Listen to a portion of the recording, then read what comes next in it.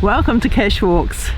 Today we are going to go around the battlefields of the First World War, around Passchendaele where the New Zealanders fought, and so did many people from the Commonwealth, and we're going to find caches that are related to the battles and just see what can still be seen of the remains of World War One. And please excuse my face, I fell off my push bike last night and on the wet cobblestones. So anyway, come and see what we see. We flew our drone up to show you the beautiful farmland around Passchendaele, but in 1917 it was a very different sight.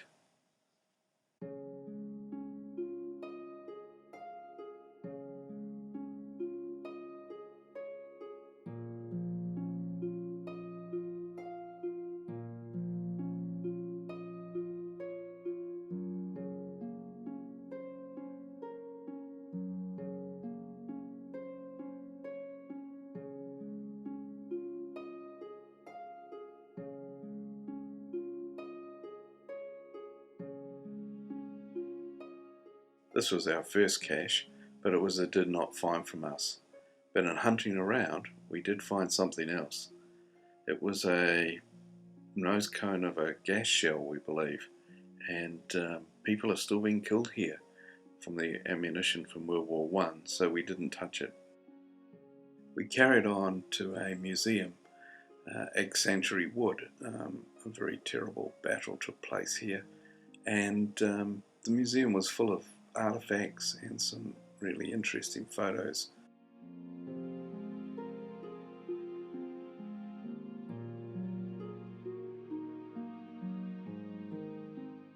After the First World War, the farmer returned to reclaim his land. A section of the original wood and the trenches in it were cleared of debris and casualties, but generally the farmer left this section of a British trench system as he found it. This site is now one of the few places on these battlefields where the original trench can be seen. Elsewhere, the trenches were filled in and ploughed over by returning farmers. One of the reasons the trenches were zigzagged was to prevent bomb blasts travelling the whole length of the trench and killing many people. It was a slightly strange feeling walking along where the soldiers had been and literally looking round the corner that they would have passed through during the battles.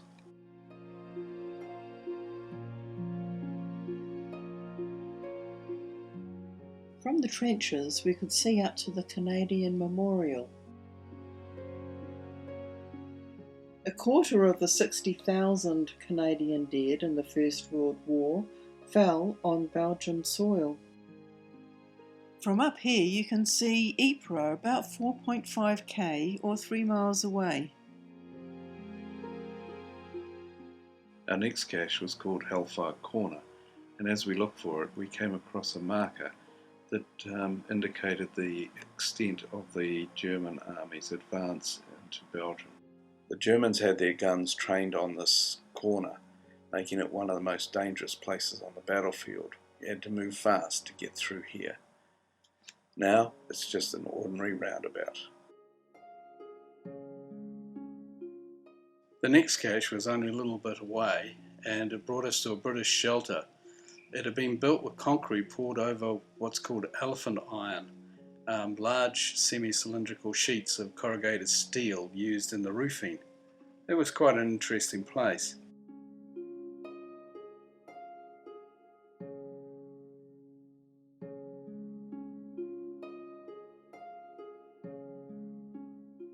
We then realised that the cache wasn't on the British shelter, it was somewhere in the bush nearby.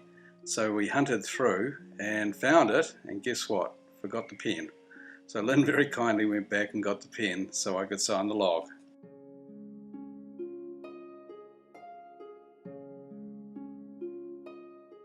At the Passchendaele Museum, there are some wonderful exhibits. In particular, there's one where you can smell the chlorine and mustard gases that were used on the Western Front, and boy did they stink.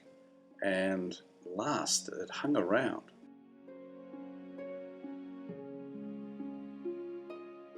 They also had a display of the shells fired, and they're colour coded so the soldiers didn't make a mistake. Then we went deep down under the museum to a replica of the dugouts that the soldiers lived in, and it was really interesting. There was sound effects, explosions of shells going off in the distance, and even the typewriter, an old typewriter, as an officer typed a letter in his room.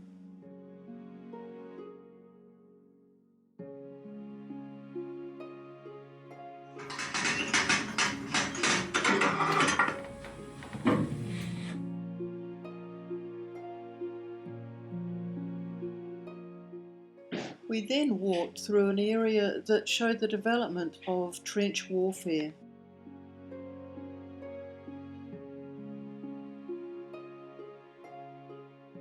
We then went into their cafe and had a nice lunch, and I tried their Passchendaele beer. On the Western Front, about a ton of explosives was fired for every square metre of territory. A third of the shells were duds. Often the ground was so churned up and soft they failed to explode on impact. In the Passchendaele area, this translates to an estimated 300 million projectiles which have failed to detonate. Most have still not been recovered. Around one corner we came upon this mural celebrating the Anzacs contribution.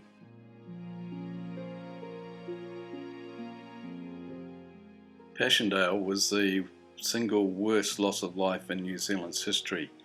845 New Zealanders were killed in a single day. The New Zealand population in 1917 was just over 1 million, and during the First World War 18,500 were killed. It would be like today the US losing just over 6 million soldiers killed in, say, Afghanistan. It was a major disaster for our country.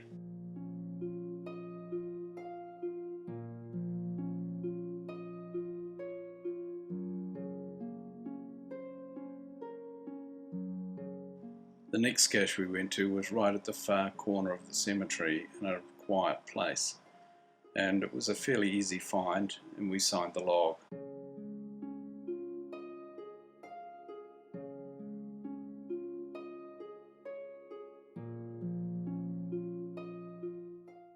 After putting the cache away, we headed over to the New Zealand Memorial, and it was a very lovely structure.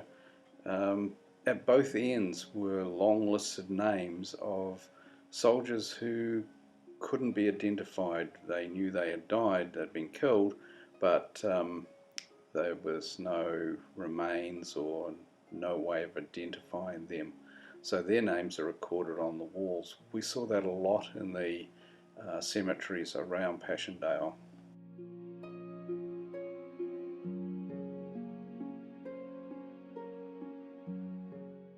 As we were walking into Tyne Cot Cemetery, there were outside speakers, and a lady was reading out the names and the ages of the soldiers that had died. It was very moving.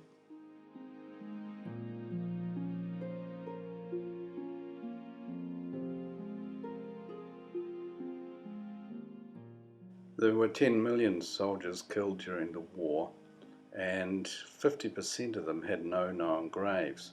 So there were lots of headstones that said, "Soldier of the Great War, known only unto God," and lots of lists of names where the soldier couldn't be identified.